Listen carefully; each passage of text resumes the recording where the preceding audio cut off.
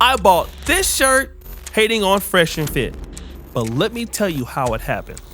Last year, I was just online, chilling, tricking on OnlyFans. You know how your boy do. When I heard this pretty interesting tune. You let him hit it raw. You didn't have second thoughts. Now you a single mom. Now you a single mom. I had no idea who it was, but I thought the song was funny. I actually thought it was like a big time artist that made the song. I had no idea that that was a content creator. But anyways, fast forward. So again, I find out that the person who's behind the song is this guy, Mr. Brandon Jamal. And I started checking his stuff out on TikTok. I would follow him. And again, the dude is just hilarious. I started liking what he was doing, but again, I didn't know him and I wasn't introduced to him and he wasn't introduced to me. It wasn't until he went to the Fresh and Fit podcast and he left and there were some other things going on that I responded to his video. One day I get a DM from Brandon Jamal himself. So we start going back and forth. So while I'm messaging him on Instagram, he's selling these shirts. I decided to buy some shirts. And one of the shirts he gave me was the simp and the lame. He told me he had it.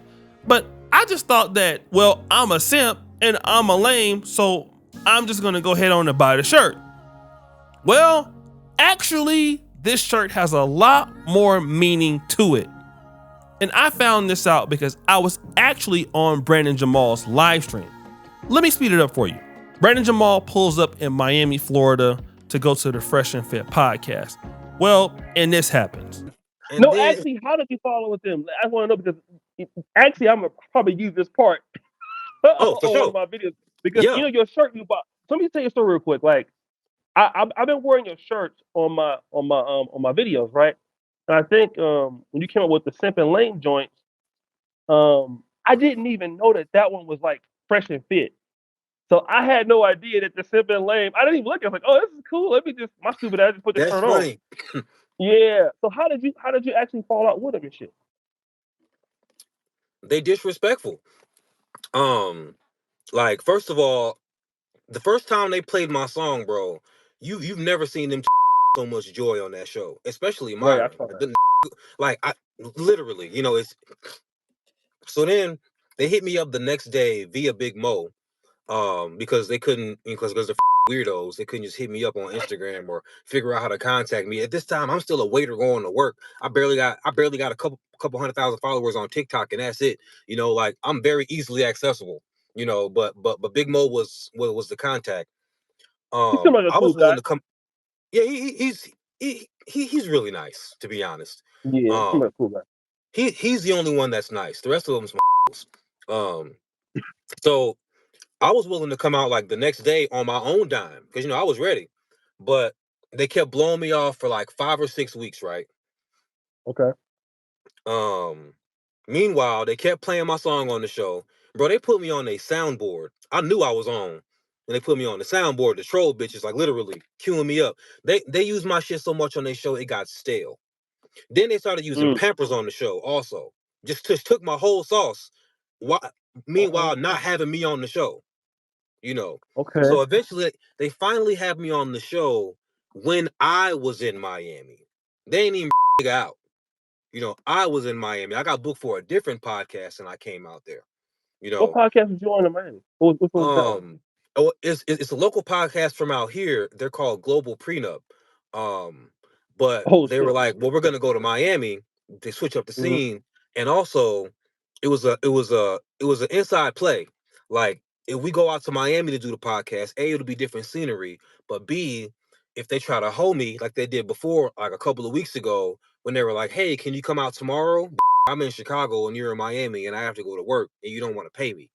You know what I'm saying? Yeah. Y'all some millionaire ass and I'm literally an up and comer, like help a out. Especially if you playing me on your show like that. You know what I'm saying? They did Kevin Samuels the same way when Kevin Samuels the one that blew them up. And they have a history of not wanting to pay guys and all that type of shit. Like they found with Charleston White behind that too. So that's why the guys with Global Prenup were like, let's just go to Miami. We'll bring you out there, and if they're happy to do that same bullshit, you already in Miami. They didn't even hit me up the day before. They hit me up 3 hours before the show started and was like, "Can you come on the show?" And I was like, "Well, I'm in Miami, so yeah."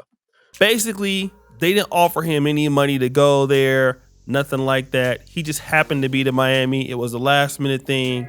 He was there for like 2 hours and all of that, and it was just all bad. Now remember, these were guys that were biting his style. They were playing the Now You're a Single Mom song in there and all of that. Then once he got there, they weren't really asking him any questions about himself. And that's kind of rude to do that to a podcast guest that you've asked to come into your podcast. Now, I don't have a Red Pill podcast, but I do have another podcast called the Ken Gun and the Repat podcast. And whenever I have a guest on my podcast, I make the podcast about my guest. After all, I did ask the guest to come to the podcast. Now, I don't know if Fresh and Fit is like that. I think that they may always have girls there and stuff like that. But again, if it was me and it's a person that you're asking to be on the show, you should at least give them that ability to be able to be introduced to your audience. Now, let's get back to the shirt. Now, this shirt is called Simp and Lame. And it wasn't until that interaction that I found out that I bought a shirt hating on Fresh and Fit. Because instead of being the Fresh and Fit podcast, this is the Simp and the Lame. When I thought that I was buying the shirt because I'm a simp and I'm a lame at the same time, which is still true, but this shirt was hating on Fresh and Fit. So here's what I want to tell you. If you want a shirt hating on Fresh and Fit, and he didn't even tell me to do this, check out Brandon Jamal's store where you can go and buy this particular shirt called the Simp and the Lame. And let me tell you the real reason why, if you don't like Fresh and Fit, you should buy it. Now, of course, it is helping him out, but the reality is mistreating people in the industry for so long and just doing people bad is kind of how we got here. Again, these are the same guys that made a lot of money in this industry and made a lot of money collaborating and doing a whole bunch of stuff. And it got to their head and they got stuck up thinking that they were better than everybody else. And of course, we saw that crashing down, never to be the same. And this should be a lesson to everybody. I don't care how much money you make, how up you are. You have to treat people the right way, right? It's just the thing, you got to appreciate people. In Fresh and Fit podcast, these guys don't appreciate anybody. And this is exactly why I have this shirt on right now without even knowing why I bought the shirt. But now that I know what this shirt is actually about, I actually want to continue to wear it. So if somebody asks me the meaning of the Simp and the Lame shirt, I might have to really tell them what it's really about. Now, here's what Myron would say. Well, all you're going to do is give us some free promotion. They're going to see what we're all about and they're going to stay. Hey! Wrong. Nobody's coming over there to stay nowhere, all right? You guys are simps and you guys are lame. Just like the No Fugazi podcast, you guys preach one thing and live another.